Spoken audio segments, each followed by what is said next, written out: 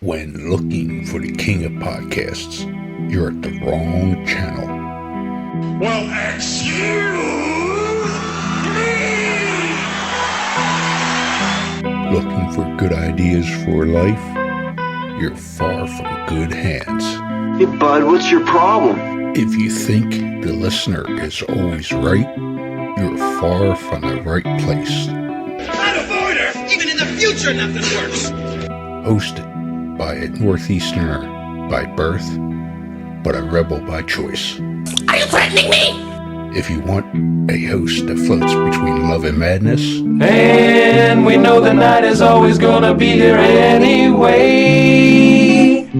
Thinking of you's working up my appetite. Looking forward to a little afternoon delight. then play on and listen to Crazy Train Radio. All right, guys, listen to this blues riff and B. Watch me for the changes and try and keep up, okay?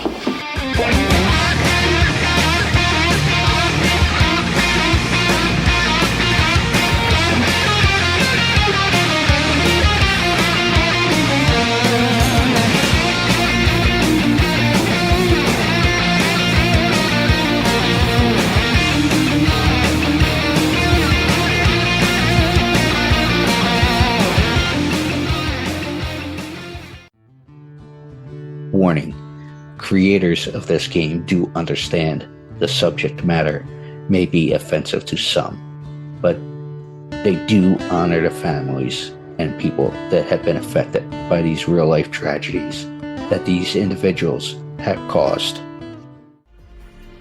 Want to play a game? Oh, yeah! Lover of true crime? Yes, yes, yes. Well, we got an interesting game for you to check out. Wow. With the mashup of influences such as horror movies, collecting cards, and RPGs. What? Led to giving birth to an incredible creation of this game, Killers, the card game. You are all my children now. This game is a collectible trading card game featuring some of the most infamous killers, with tidbits of trivia on the back of each card to help you learn some insight to each criminal. Who the hell are you? Let's not forget, during the game, cops will be chasing you and these criminals. I'm a cop, you idiot! However, check out their website listed through all social media today, which can be found under Killers, the card game. Am I on the internet? I want to play a game.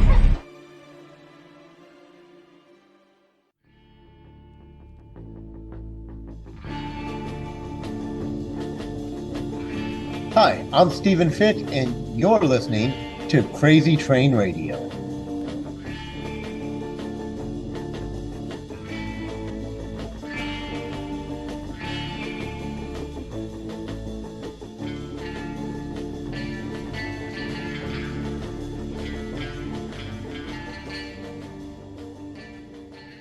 Hey folks, it's your least favorite host in the podcast world, the Croc, Jonathan Steele. And boy, do we have a good one for you today.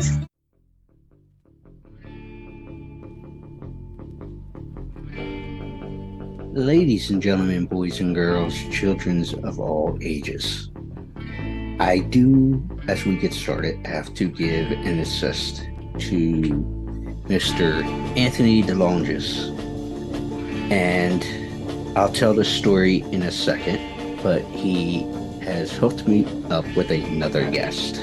This man has been around the weapons game, martial arts, and all kinds of stuff. We'll get into it since about 1988, last I heard, which is scary. But he's got a pretty cool school up in San Jose area, which we'll also get into. But Mr. Steaphen Fick, sir, how are you? I am doing great. Great to be here with you. Great, I appreciate that. So before we get into everything, I will finish that story. And I happened to be on Rancho Andado at the time during my visit to LA recently. And happened to be sitting in, or not sitting, but in Anthony's kitchen when he says, "Give me 1 second," whips out the phone, and it's Mr. Fick here. And they were talking from Anthony gave great recommendations, which I think he may have been day drinking, even though he was joking that I don't day drink. No, I love you, buddy, but I know I'll get a phone call or a text about that when he hears that. But you were at the school, and if we can tell this story, it's okay. If not, I can always clip it out. But you were at the school working with a Make-A-Wish kid who was working or playing as a pirate. So do you want to tell from your end the phone call? Sure. One of the things that I've always wanted to do is work with the Make-A-Wish Foundation. And I got the opportunity to work with them. A young man named James was being sent to Florida for a big pirate convention. I believe it happened last weekend. It's either last weekend or this weekend. And we were. If I could pause you right there for a second, just so we can backtrack for the time. We are talking, as it is taping, we're taping this on the 13th, but this story we're talking about happened maybe about 3 or a month ago. Yes, we're at this talking point. about the call. Yes. So anyway, you wanted to work with Make-A-Wish, and this kid was going to a pirate thing. So this young man was going to a pirate event, and I am here in my school dressed up in pirate duds with 6 other volunteers who are all dressed like different types of pirates. A young man sitting on a cannon throwing beanbag cannonballs when I get a call from Anthony saying, "Hey, I got a guy you've got to talk to. Would you be okay with that?" Yes, I would. And so that's how we had our introduction. I was watching a boy throw cannonballs at a ship. Yes. And because this conversation ain't fully about Anthony, but I'll say this, and I think I don't know how long you've known him, but he's a guy who wouldn't give a stamp of approval unless he really believed it. Would you agree with that? Yeah, I've known him since the early 2000s, and he really is a professional.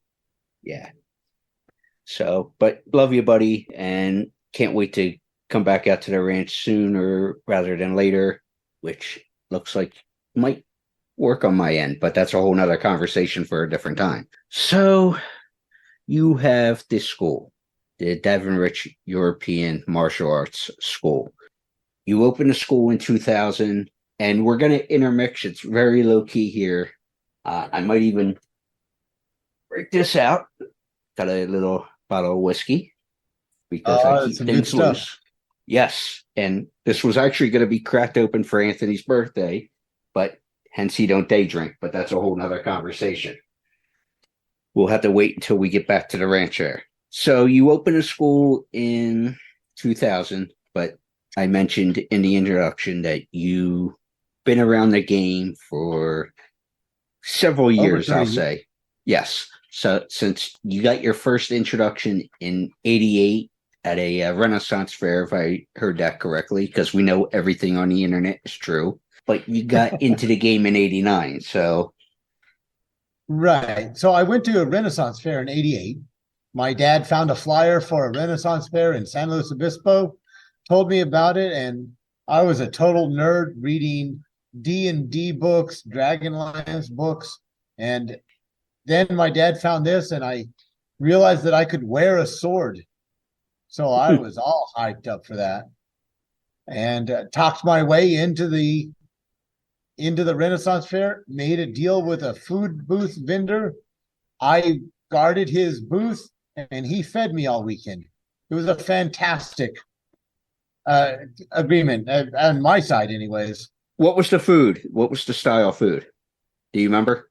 I don't. That was 30 plus years ago, but I want to say it was, I don't think it was turkey legs, but they had turkey legs there.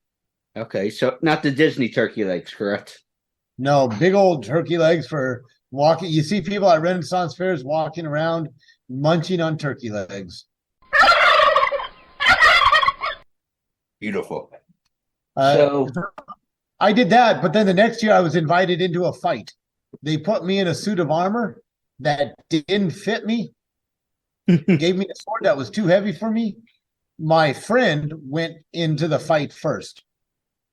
And after he got out of the fight, the only instructions I got were, they're going to try to back you up. Don't let them. I figured if I'm not going backwards, I must be going forwards. So I screamed and ran at him. He stepped to the side and batted me in the back of the head with his hand. I did that 3 times. He never once used his sword on me. But at that point, I was hooked and wanted to know how to make this work. And that got me started.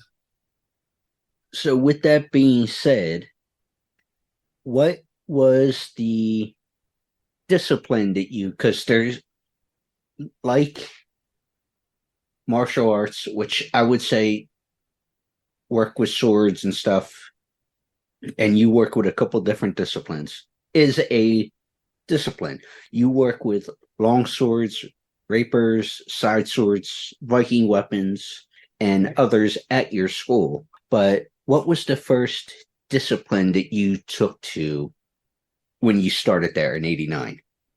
That was almost all longsword in full armor. And we didn't have access to good swords like we do now. So we had to make our own swords, and they were made out of leaf springs. And I like good stuff. So I had a leaf spring from a Cadillac, and my sword weighed 10 pounds. It was stupid heavy, but it got me stronger and it made me a better fighter moving that thing around.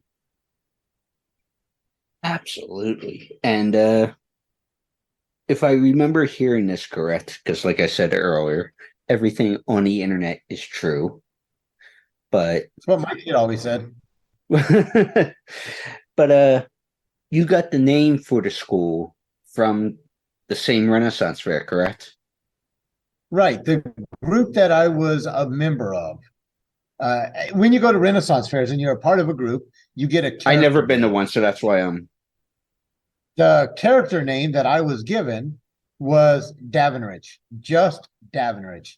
My first name is Steaphen, so I was known as Steaphen Davenriche. And I really just dug the way that name sounded, which is longer and I think sounds better than Fick. So I really dug it. And I told the guy, my guild leader, I said, I like this name. I'm going to make this name famous. And when I started the school, I had just finished reading The Three Musketeers again.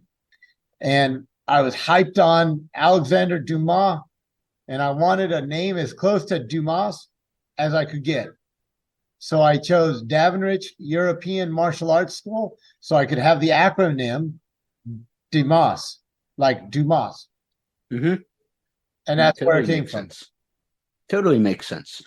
But prior to this school, I want to dig into it a little bit. You spent 11 years, and I know some of this may have crossed over into when you opened the school in 2000, but you spent 11 years touring and participating over 1,900 fights. And right. But also you spent 6 months in the UK training with layer weapons, which is some of the styles and weapons that you teach at the school, such as cutting and thrusting of the sword and dagger and, all the different techniques. So with the evolution and training and learning different disciplines, what has become your favorite?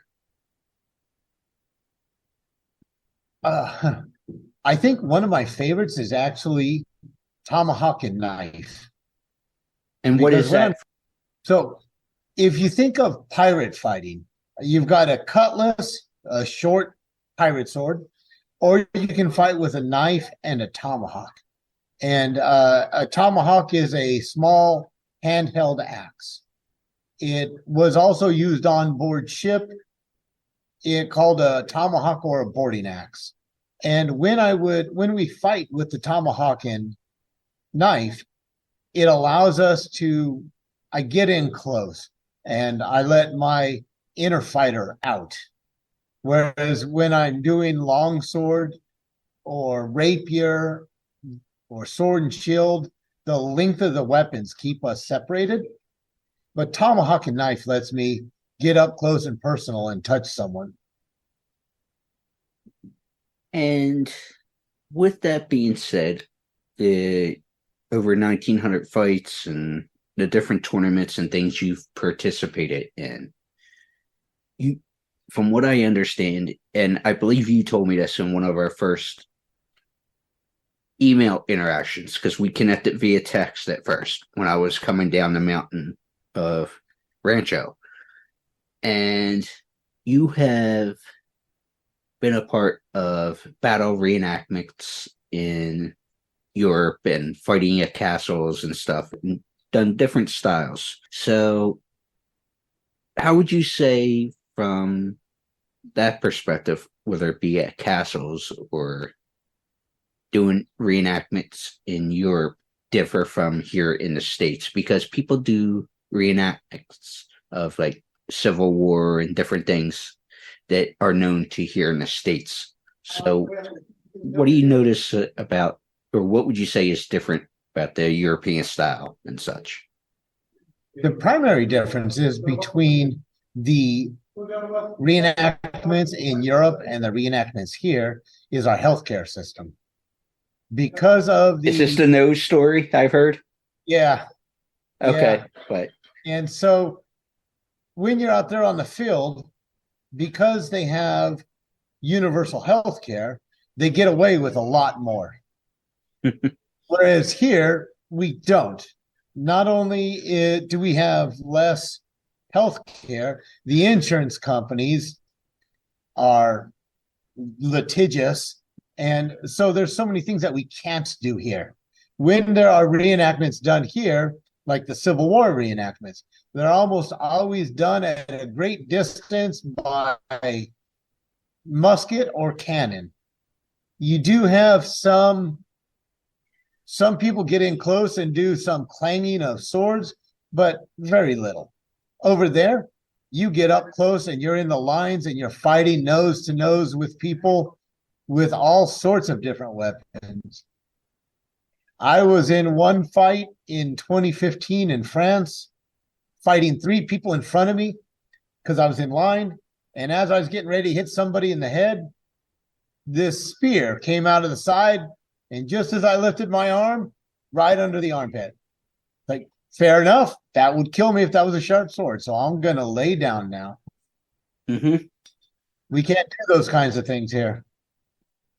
So with that being said, and that is totally correct with the whole under the arm there, it would have killed you if it were real per se, and but logistically.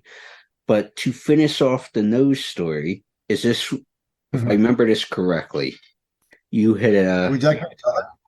Yeah, if you want to go ahead, it'll Yeah. come better from you to fill me in with the helmet and So I was in a battle reenactment called Tewkesbury, which is a War of the Roses battle in a town called Tewkesbury, about just north of London. And it's a weekend event, Saturday, Sunday. On Saturday, the group that I was with, we fought hard. And our whole side, it was Lancastrians versus Yorkists. And I was on the Yorkist side, the winning side historically. And we fought hard. And we actually pushed the Lancastrian side back and beat them sooner than we were supposed to. Because we know what the outcome is supposed to be, but from the beginning to the end is just us fighting. And so the next day they were out to get us. And I'm fighting somebody, and one of the rules there is you're not supposed to grapple and go to the ground, because bad things happen when you have 2,000 people on the ground and arrows are flying in. So I'm fighting this guy, and all of a sudden, 4 people jump me, and I just get jumped by 4 people. I'm in full armor. I've got a helmet on my head. As I get hit from behind, I'm falling forward. My helmet slides forward. It drives me into the ground, and the rim of the helmet drives into my nose and cuts my nose open. They finally, when they're done hitting me and kicking me while I'm on the ground, they go off into the fight. I get up, wipe blood off my face, put my helmet back on, and go back into the fight. When the day is over, I'm walking off the field. I've got, blood streaked across the face. And my wife sees me and says, "You need stitches." So I don't need stitches. It's just the nose. It's fine. You need stitches. I don't need stitches. This will heal up. I mean, there's nothing they can do. You need stitches. Fine, I'll go. So I walk over to the medic's tent, and there's a nurse sitting behind the table. And I said, "My wife says I need stitches. Can the doctor look at it?" She says, "Sure. Doctor's not here yet. He'll be in a minute. Just wait." So I sit down and wait. I'm there 5-10 minutes, and all of a sudden this guy walks in, sword in one hand, helmet in the other hand. The nurse looks up and says, "Oh, the doctor's here." And I look at the guy with the sword. He makes his own clients. This is fantastic. I love this. Now, was he one of the guys you were in the scuffle with earlier, or was he somewhere else amongst this? He was somewhere else. He was out spending all day hitting people with swords, and then comes back and puts them back together. Oh, righty then.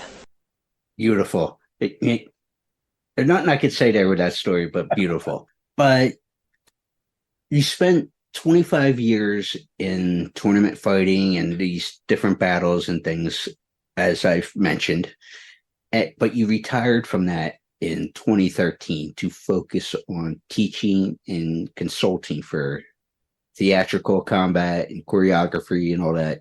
And I obviously know Anthony does that as well with whips and swords and guns and all that stuff. But what is, from your perspective, the biggest thing that you see or try to, I guess, project? I'm trying to think of what the word would be with whoever you're working with. Are they mostly beginners, or are they people you can just jump right in and say, "All right, let's do this"? Game plan. Most of the people I work with are younger folks. They're just starting out in the acting. And so I need to work them up and teach them the basics before we can start putting the choreography together. However, I do get to work with experienced people as well, such as Anthony. And Anthony is one of my teachers. I've learned so much from him. And he teaches me theatrical, and I teach him martial. And as we're working, when I get to work with people, if they have any kind of martial arts experience or dance experience, dancers are great because they understand their body, and we're able to really, once I teach them where the swords go, they can just flow through it. But the hardest part is giving people the opportunity to understand how to move with the sword and not to make it choppy like they're cutting wood. Or pokey kind of deal. Right. Like if we look at the Princess Bride fight, there's thrusts and cuts. It makes it exciting. And if it's just one thing happening, it loses that excitement and it doesn't tell the story. Mm-hmm. Now, with your teaching, and I'm asking based on the knowledge that Anthony has taught me with, just in conversations, and when I was just recently out there, he was, with the whip and all that stuff. And he has his own philosophies, obviously. I'm not telling you nothing.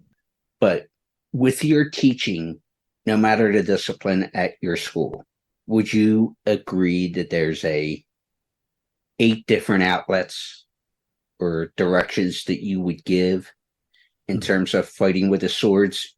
And you know what I'm talking about with the. I do indeed. And I okay, you know where I'm going with this. This is the logo on my shirt.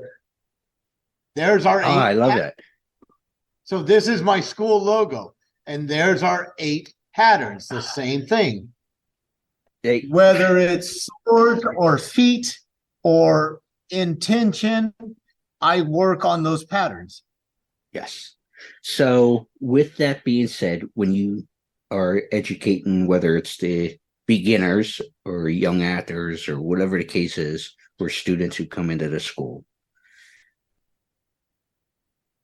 what would you say is step 1? Is it self-control? Well, there's always needs to be self-control and safety. And that's no matter what discipline we're talking about. Or are we looking at footwork? What is the way we start off? Like, take somebody who's never dealt with sword fighting, as myself. And obviously, like, we're always looking at self-control and safety, because it could be life or death, obviously, no matter if you're doing theatrical or whatnot. Or are we looking at footwork? Where do we begin with your teaching? When I start teaching, I start with guards, wards, positions that you put your sword, then footwork. Then we combine those. And my example that I like to use all the time for that is, if you and I are in a fight, are you trying to hit me? What do you think? The answer is no. Because if you're trying to hit me, you're thinking about me. And you forgot about the most important person in the world. You. Like, I am the most important person in the world. And if I'm trying to hit you, I've now made you the most important person in my world. Mm-hmm. So I just moved through my guards, my positions, and my footwork changes the orientation between you and I. That's how the hit occurs. It's never because I'm trying to hit you. It's as if we were going to shake hands. If I'm on the other side of the room and I want to shake your hand, I don't stick out my hand and reach for you. Instead, I walk to you, and then my hand comes up as if I was standing right next to you and then just shook your hand. So my arms always do the same thing. My feet change the orientation between me and the opponent, or in theatrical, me and my partner. And that's where those 8 angles come in. Mm-hmm. And it was, and I know it's hard to demonstrate, but I think you'll understand where I'm going with this without us doing, and hopefully I actually sent Steaphen an email this morning, and we'll discuss it off air, but it looks like I might be out there, and I had an idea for a video demonstrating some of this at the school. But when I was out at the rancho and getting my whip lesson, and I would say it also falls under sword fighting as well, the philosophy anyway of how you do this. But with it, and you know where I'm going with the railroad of things. Yeah. Because you're also a student of Anthony's as well. So you understand the railroad of his teaching. One of the first things that stood out for me, because I know a little enough to get myself by in combat. But when you're in that railroad philosophy there, and as you mentioned there about if you and me are going to be in combat or whatever, whether it be swords, hands, whatever we're doing here. For me, there's 2 things I'm looking at as whether we're approaching each other or whatever the case is, depending on what discipline we're in. I'm looking at your hands, because you have where's your hand and your angle within the 8 angles going, but also your feet, because as you mentioned there, your feet are going to be key in which way in which one of those angles you were going to be working on. Would you agree with that statement? I would. And the way I put it, you really only have two kinds of fights. You have a thrusting fight and a cutting fight. Okay. In a thrusting fight, you profile, so I can get the longest reach with my thrust. When I square up, I'm doing cutting targets or cutting actions. If I'm profiled and I want to throw my backhand, I turn my body, I square up. So the way I describe it, imagine you have headlights on the front of your hip sockets, just like your car.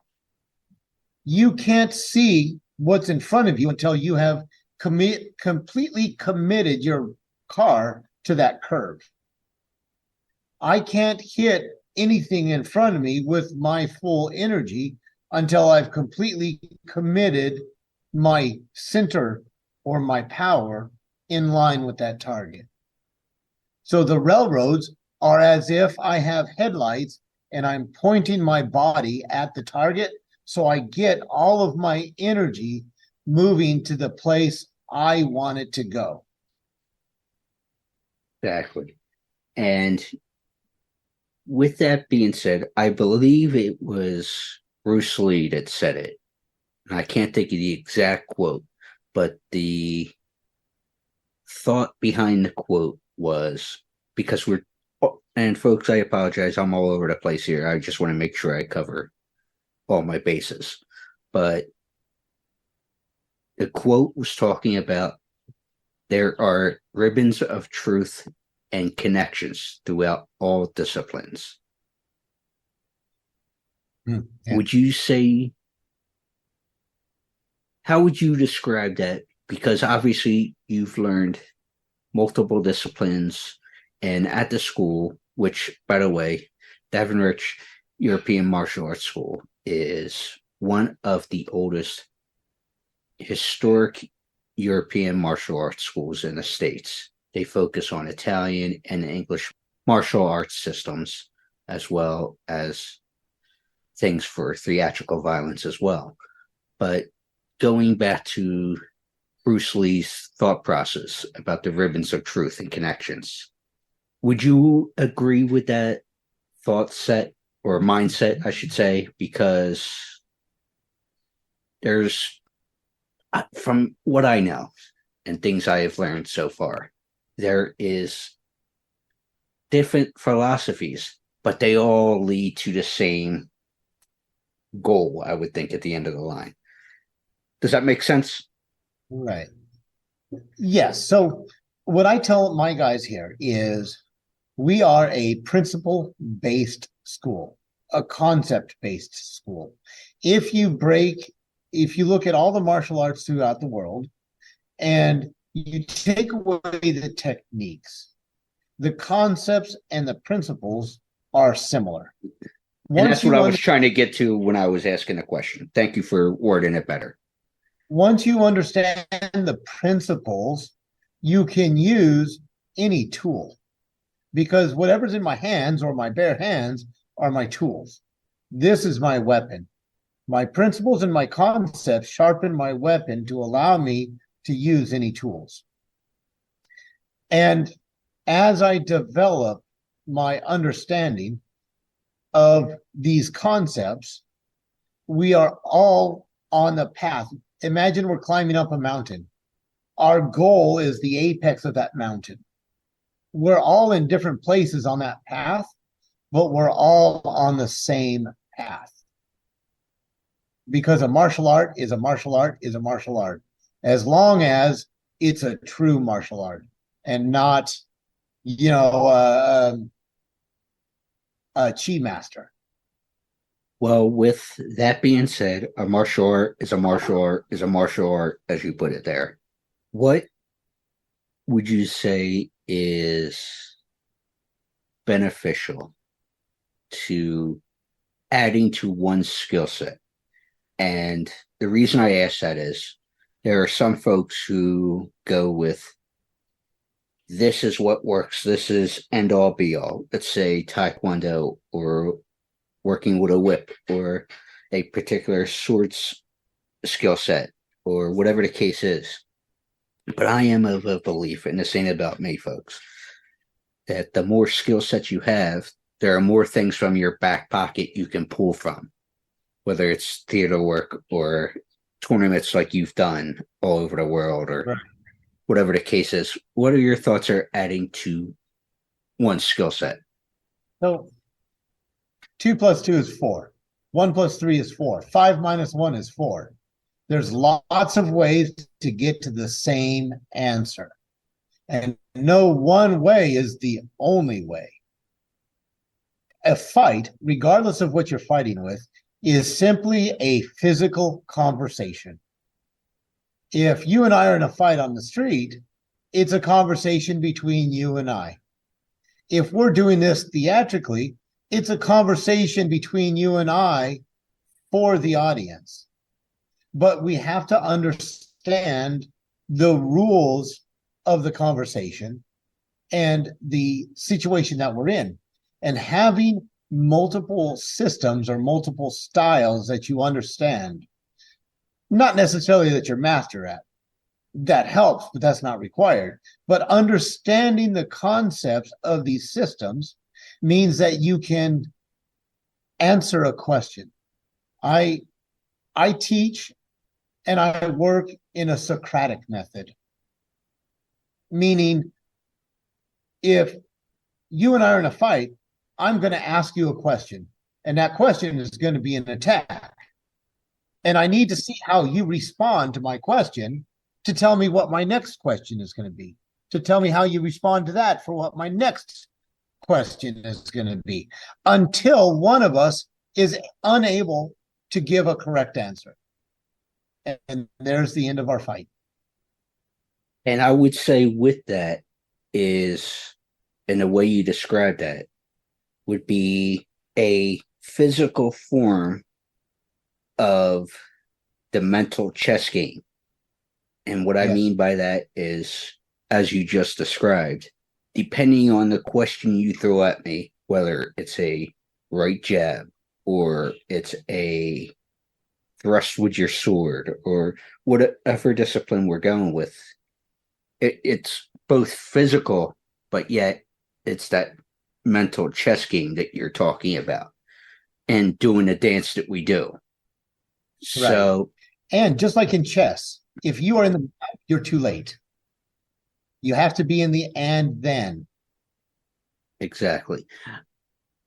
I found when I was doing my homework on you and getting prepped for this, and obviously from our conversations through text and stuff, and you were actually just in a trip, which I want to jump into in a second.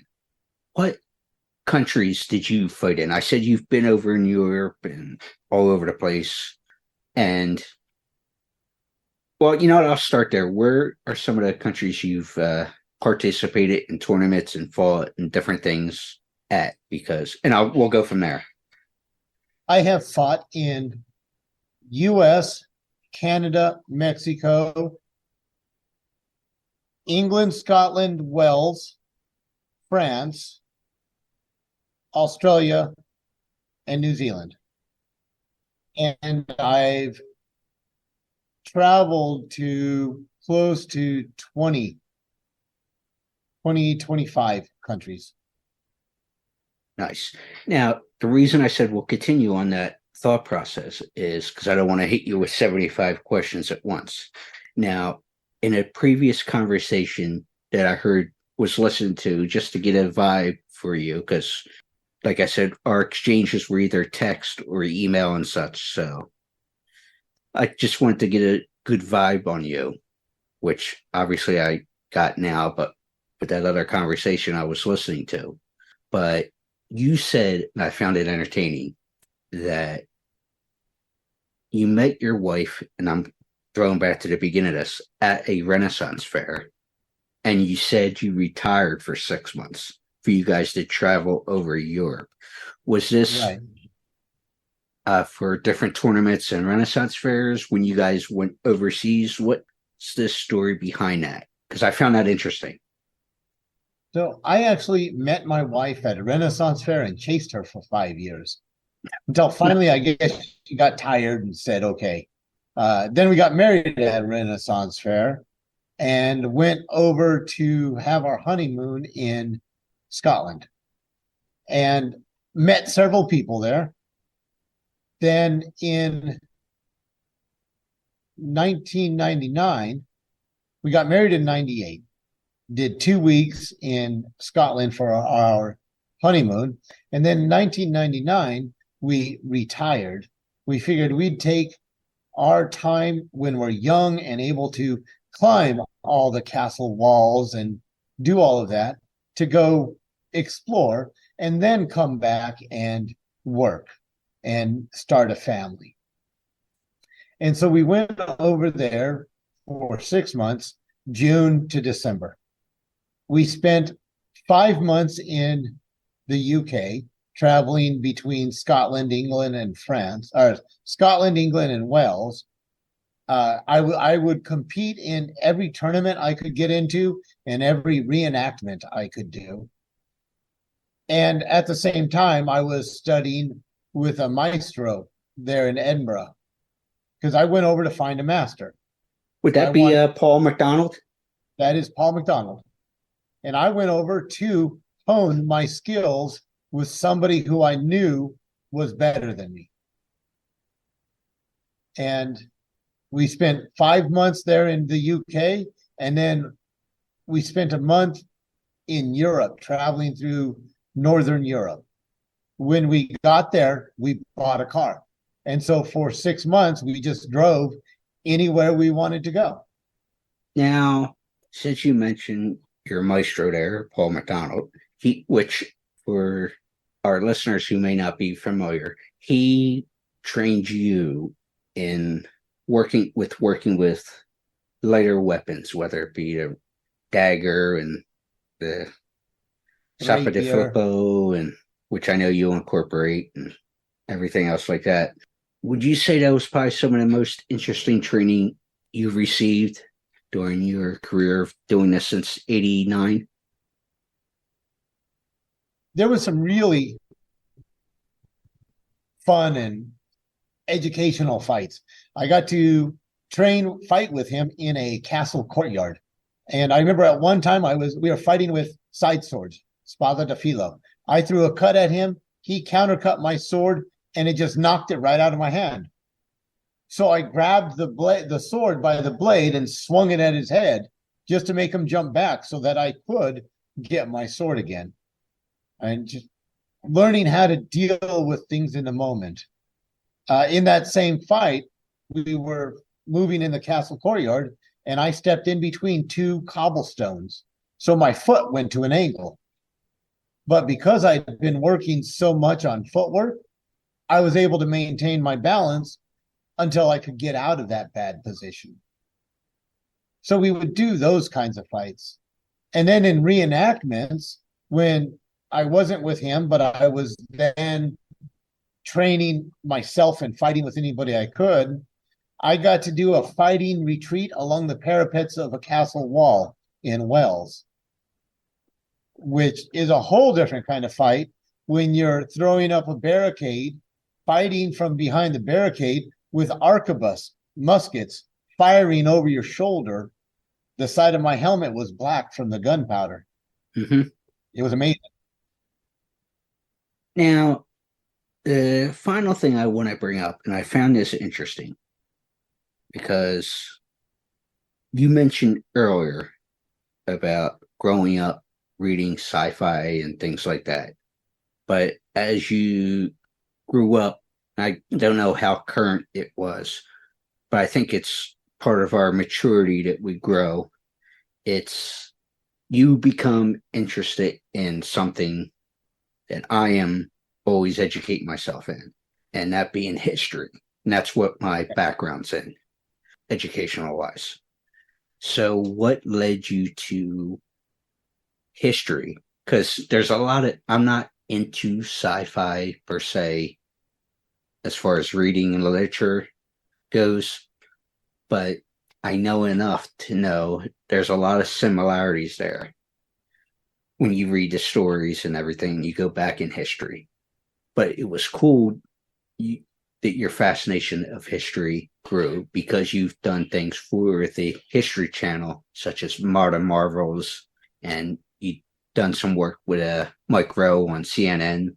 Somebody's Right. going to do it, which if I have the episodes, I'm going to put links to those as well. Both of those episodes. Also, Adam Savage on Savage Builds. But what got me into it was actually not medieval history. When I was in high school, it was Revolutionary War history. Okay. I was fascinated by the characters like Rogers Rangers, Francis Marion, the Swamp Fox, and just how they made it so bad for the British soldiers that they were able to win a battle that they should not have won. Then I went into the army with the idea that I was going into the infantry so I could be part of the brigade in Washington that does the Revolutionary War reenactment for the governmental officials. After I raised my hand and said, I do, they said, we're sorry, you're an inch and a half too short. And so I was the infantry and actually busted up my knee in the army. So I got a early medical discharge, honorable discharge. And after healing up, I got into the Renaissance Fair, which then gave me the desire to study more medieval history as opposed to 18th century American history. Fascinating. And I almost forgot, and I want to bring this up. Obviously, in that previous conversation I listened that you were a part of, you talked about the Renaissance team that you were a part of broke up for whatever reason. And that led to you becoming a firefighter, which kudos to that, because not many folks would. And there's more than just fires that firefighters fight. You guys go to car accidents and, different things that go on in the real world. But what made you say, hey, you know what, I want to try that? So I had spent 6-7 years fighting in armor with these guys. These were all my best friends. And when the company broke up, I wasn't seeing them 2 times a week. And I missed that community. So I looked at what other jobs had that kind of community, and it was police and fire. And I looked at the 2 jobs and tried to decide what did I like about both of them and what did I not like. And after doing my research into it, I found that I liked the firefighters because they were always the good guys. They were the ones that would go in and pull you out of a fire, take you out of a car, anything like that. And so I could get my adrenaline that I lost from fighting and have that community of tight-knit brother and sisterhood. That it's a special bond there with folks like that. It really is. And that's what I had in the army too. It's its own thing that until you've been in some kind of situation with other people that are like that, it's hard to understand just how tight that grouping can be. Yeah,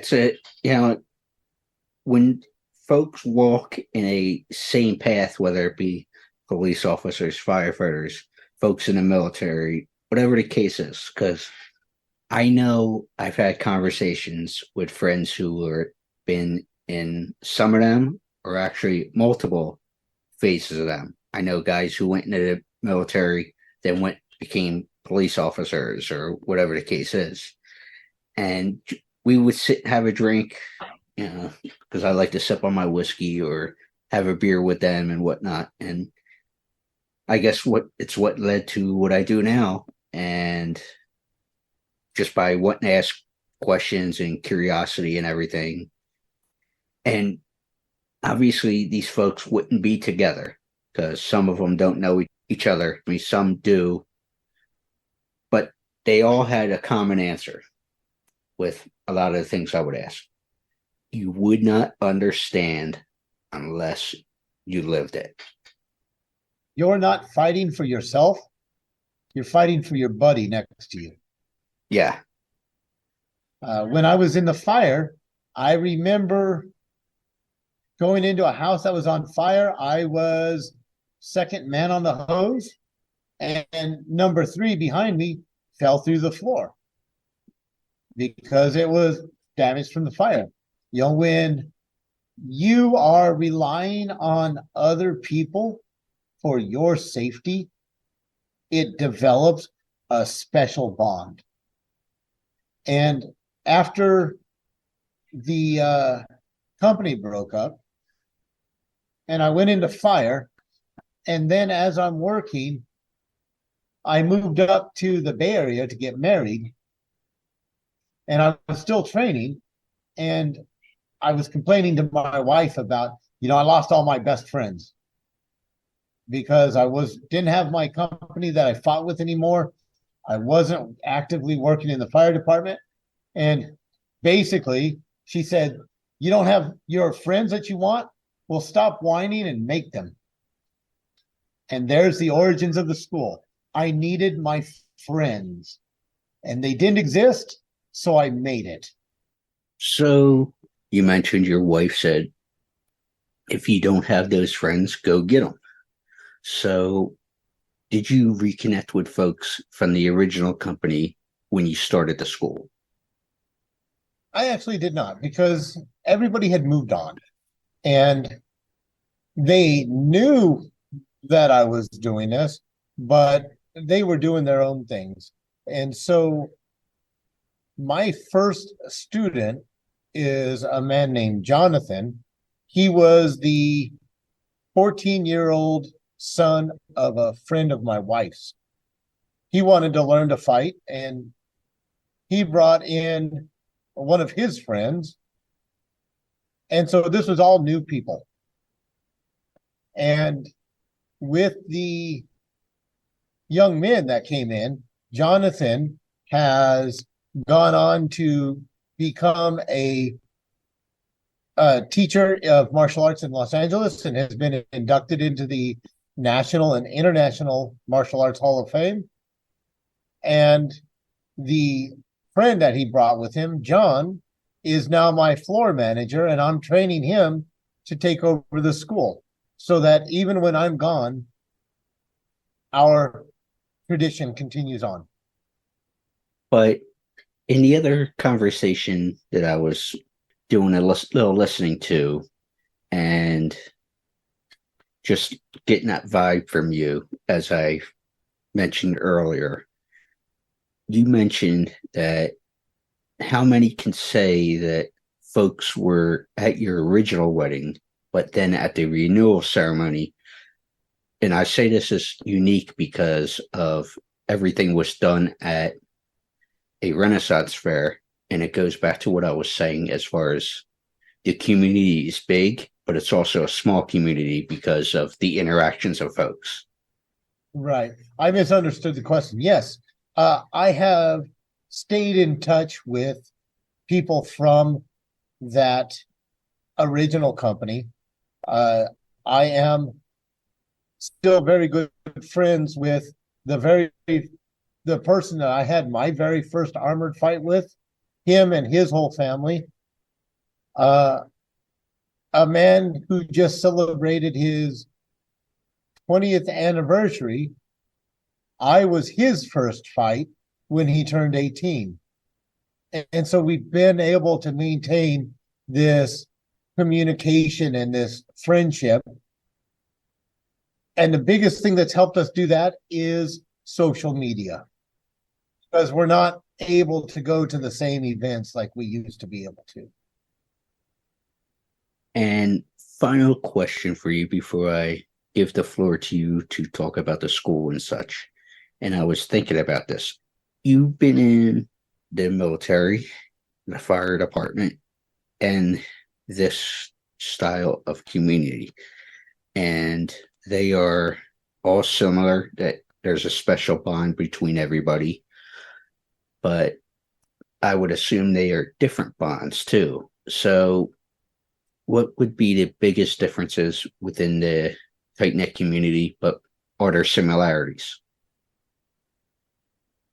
I would have to say some of the biggest differences are what we're running into and why. In the fire department, I was, just a full disclosure, I was not a full-time firefighter. I was what's called paid call, which means I was just on call 24 hours if I was needed.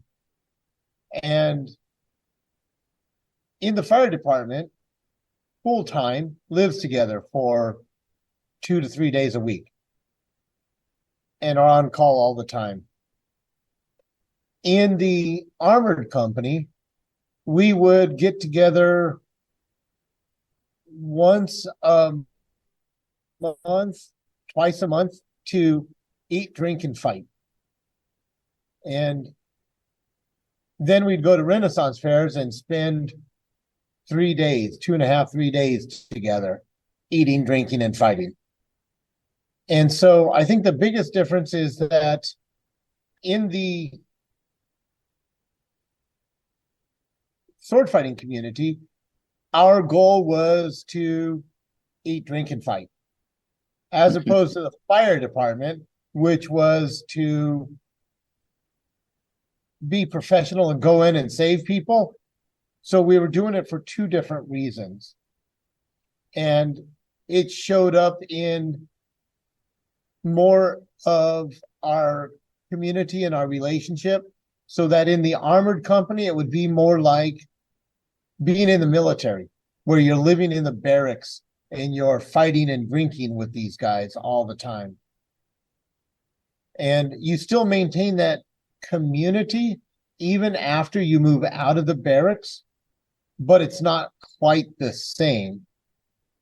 And that would be the difference between the sword fighting community and the firefighting, I think. Hey, you mentioned a story earlier in the episode of talking about at least the firefighting side of things. And you mentioned about being, like, say, on call as the second in command. And when I say that in command, is like when you would go in to try to shut the fire down on the hose. You know, you had your lead guy, you'd be right there, and, you know, whatnot. You'd have people along the way with the hose because they're big and just everything that goes into that. I don't need to really describe that. And obviously you want to look out for your brother or sister, whoever it is on the line with you, whatever the involvement is. You mentioned about somebody falling through, like you're looking out for each other. Was that something that actually happened? Yes. Fires are alive. And I swear we had this fire that was playing hide and seek with us. We would go in, put it out, come back out, look at the house, and it was somewhere else. And we kept going in. And one of the times we went in, and as I said, I was second guy on the hose. The guy behind me hit a weak spot on the floor from the fire, and one of his legs went through all the way to the hip. So he didn't fall all the way through the floor, but he dropped down to the hip. And just to clarify, I was not second in command. I was nobody firefighter. I was just second man on the hose. You had nozzle man, second man, third man. I was second man. Now, was this person able to get out, or did you have to stop, help pull him out? Because like you said, he was up to his hip. Yeah, we had to stop and pull him out. And, had one of those nervous laughs because it could have gone horribly wrong. And then right back into the fire. Yeah, because that would be, I'm pretty good at multitasking, but that just seems like when you're in a life or death situation like that, depending on, and because obviously each situation is different, but it is a life or death situation when you're dealing with fires and such, going into a situation like that. It just seems like, yeah, you know what I mean? Focusing on the fire, but making sure everybody else is cool too. And that's exactly what it was that was such a draw in the sword fighting community as well. It would only take one mistake for somebody to die. In my career, I've come close to killing people with the sword 3 times through accidents. And the first time was on the field in this armored company. I was fighting a guy. He attacked me. I defended. I stepped forward and I punched him inside of the head. And I hit him just right that his helmet strap broke and his helmet came off his head as I was swinging down at the top of his head with everything I had. And all of a sudden, I'm looking at a bare face.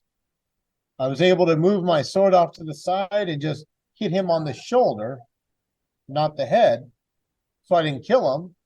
I laid my sword down and walked off the field. I didn't touch it the rest of the day. In fact, I didn't even take it off the field. Somebody else had to go get it because I was that close to killing one of my friends. And it's that life or death situation that makes such a tight-knit community. Now, with that being said, because I heard that story in the other interview, but I'm curious to know when you have, because when you do the Renaissance fairs and the different things, and you have a close call like that, when you're not looking to really harm somebody, when it's not a real life or death fight, how did you get yourself together again to, okay, I'm going to go on to the next training session, to the next event, to, you know what I'm saying, to want to still continue in the field? Right, without letting that eat into my ability. Exactly. And your mental health and all that stuff. Honestly, it would have been an entirely different answer if I had split his head open. But what I learned from that is that the entire body is hooked together. So the reason I didn't hit him is as I was swinging down, I was able to manipulate my shoulder, and that put my sword in a different place. And that's when I started to understand that it's not just my arm that's doing it. And I could that see whole coalition of the body. And I had a new path to follow to see how the body works together. And it's now something that I've spent the last decade and a half really focusing on, is the physical communication of the body and how lifting your big toe up will adjust everything else. Yeah. And it goes back to what we were discussing earlier with whether it be the railroad or, as you mentioned, the headlights of your hips and our footwork and just everything, how everything is so connected. It's a matter of inches on how we do things. I like to tell people here that Conan lied to us. This is not big dumb thugs swinging tire irons at each other. This truly is a game of millimeters. And when you learn to control yourself to that fine of a point, you're able to develop that control so it envelops the area and the people around you. And I think I mentioned it to you, but I know like me and Anthony and other people have had this conversation in terms of some people like to play checkers, but in stuff like this, it's playing chess.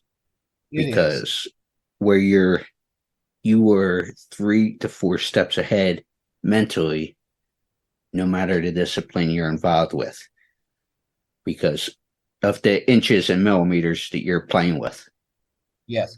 And not only do you have to be moves ahead, you also have to be flexible enough to not be tied to them and let something go because it's no longer any good to you.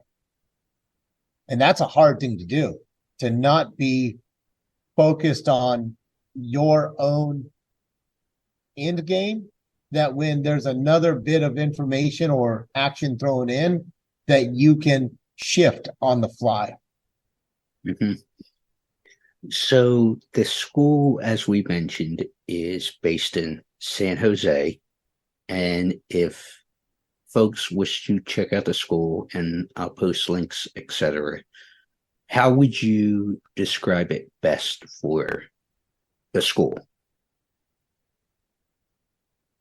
To get to us or to find us online? Just if they want to learn about you or the seminars and just. So the best way to find us is through our website, which is swordfightingschool.com. I kept Sword Fighting School with all of the social media.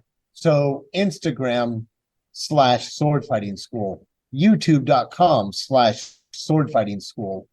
Facebook is the only one that's not Sword Fighting School. That one is the name of the school, Davenriche European Martial Arts School.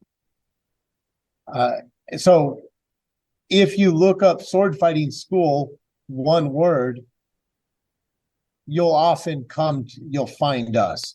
And it's our compass bloom logo that you're looking for. Which is the 8 different, right. So 8 different points of direction. Well, there is our Beautiful. compass.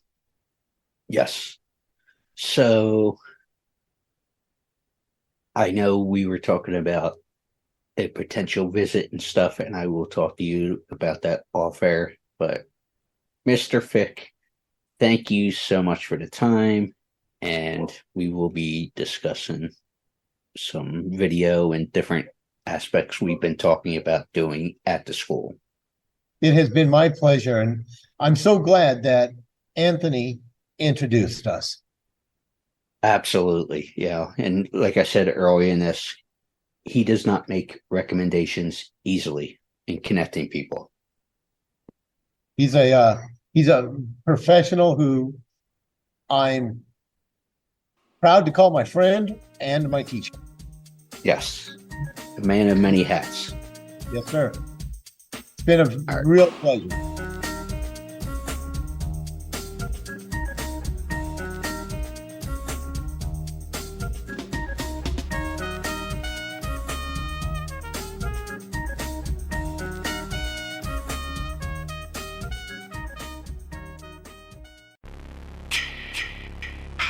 Hey there, Friday fans. We know how much you enjoy the movies. Enjoy grabbing your Friday merchandise and interacting with the Friday family, whether it be at conventions or during our particular watch-alongs. Well, when you're looking to get yourself masks, why not check out our friends over at Camp Blood Customs out of New York State and order your specific custom mask from any of the films. All orders are made specifically. Your needs and wants are. Make sure you find Camp Blood Customs on Facebook, Instagram, and all over social media and order yours today.